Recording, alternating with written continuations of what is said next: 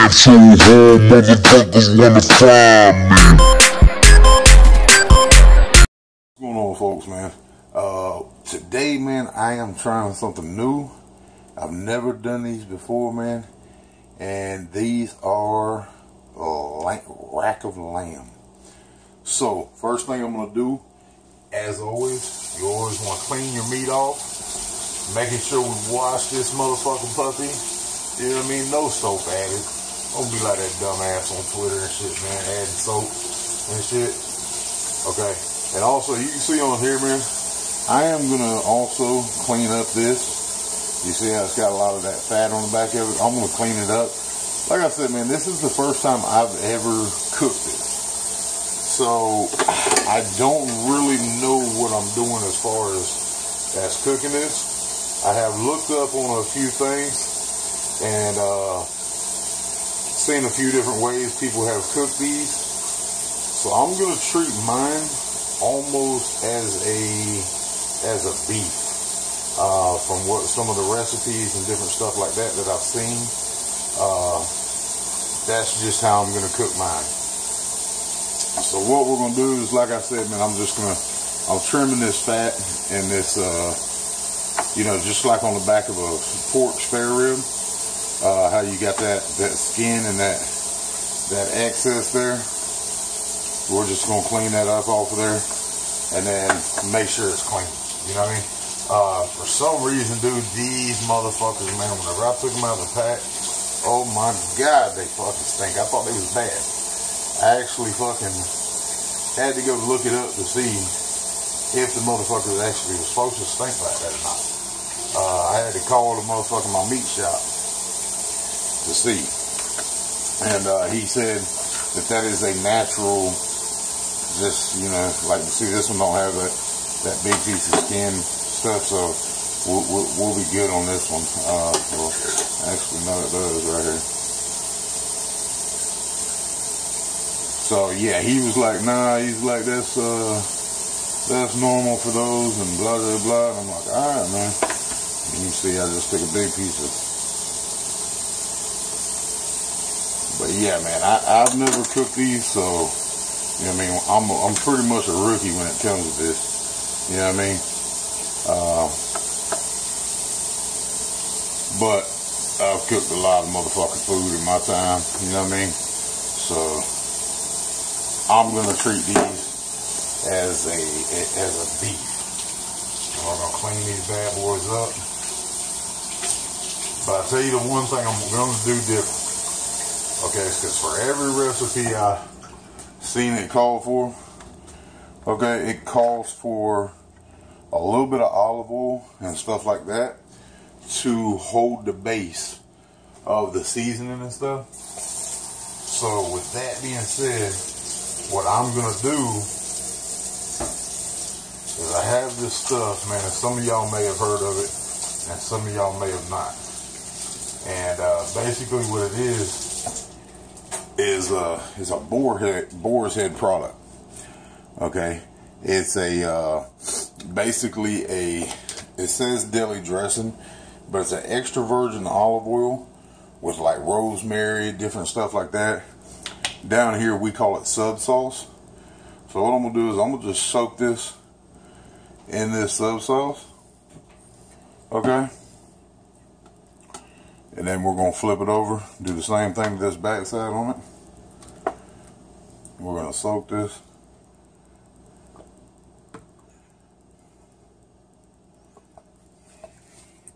Okay, because I didn't wash my hands in between.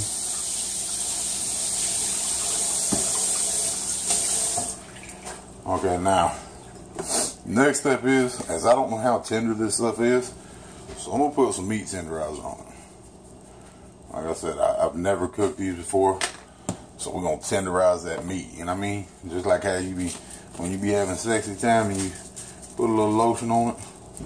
Yeah. Food is like a woman, you gotta prime it up. And this right here is Steak and Chops, Weber seasoning. I use these a lot for my beef products, man. And this one is the Weber Zesty Lemon. You see me, I think you used it before. So now we're gonna flip this bad boy over. And now this is the day before I'm actually gonna cook these. So we're gonna let these some bitches soak a whole 24 hours in the refrigerator. So we're putting plenty of this that meat tenderizer on it. We're gonna put plenty of these seasonings here on it. That's that zesty again. Got our steak and chops. And we're just gonna let this shit marinate overnight.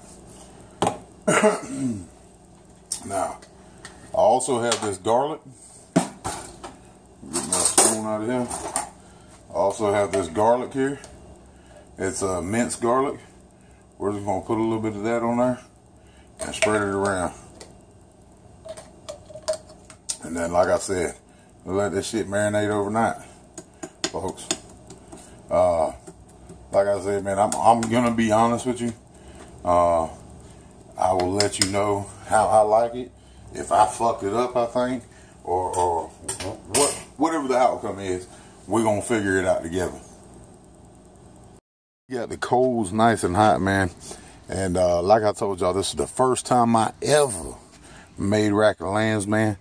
So the most important thing, man, with any type of grilling is getting the coals right. And as y'all can see, them boys is white and glowing. And the next most important thing, man, is this right here. And this is a thermometer. When you're cooking the meat, you know what I mean, you can look it up and tell what the temp's supposed to be at. You know what I mean? If it's supposed to be 130 for medium, then you need to get your temp at 130. So this is the first time I'm doing this. So what we're gonna do here is we got these racks. We got racks on top of racks. So we're gonna put a little bit of char to them boys. You see that? And then we're gonna get them right off of that.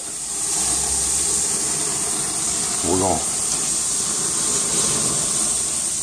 get a little, we just want a little char. You know what I mean? We ain't trying to cook them all the way. We just want a little bit of bite to our biscuit though. Once we get that, we're gonna move them off to the side. As y'all seen me do a whole lot, man, and what is called indirect heat cooking. But I want that heat to them at first like that real quick. And let them boys cook like that for just a minute or so, you know what I mean? We just want a little bit of, you know, because, and what the temperature is on these boys here is, we want it at 130 for medium. I'm going to put mine to 135, 140, because I want a little bit more brown to it. So, yeah, we'll catch y'all, man, when we come back and check on these. Hopefully, y'all enjoy. Let's check the meat, man, and guess what time it is, folks? I don't know if you can see that or not. Get it focused. But like I said, man, it's at 140 right now. But I just don't like the looks of it, so I'm gonna leave it on a little bit longer, just a little bit. I think these are done now. We're gonna check the temp on one of these, see what it comes up to. It's pushing past 120. It's coming up on 130 right now. Okay, and it's at 130 right now. That's what they said it's done at, but it's climbing a little bit higher. Okay, so whenever you're checking temps and stuff like that, make sure you're nowhere near the bone. You're wanting to check the temp, you know what I mean, of the meat, not near the bone. So in my opinion, man, these are done. We're gonna pull these and we're gonna let them rest for about 10 minutes and then we'll cut them up. As y'all can see now, man, we got our lamb chops done. And we're gonna slice one of these bad boys open and see what it look like. Need to sharpen my knife.